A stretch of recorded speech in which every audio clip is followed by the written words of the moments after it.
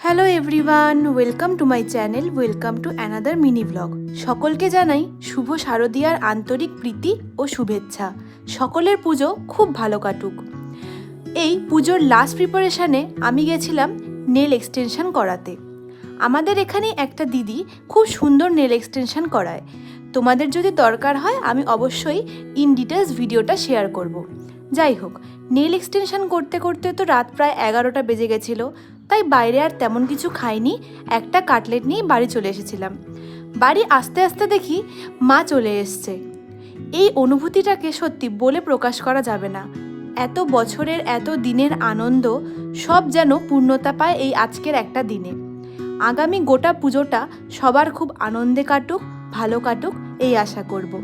সেদিন রাতে আর ক্লিপ নিতে পারিনি, পরের দিন তোমাদের সাথে ইন ডিটেল ভিডিওটা শেয়ার করছি। প্রতিমা কেমন হয়েছে জানিও। টাটা।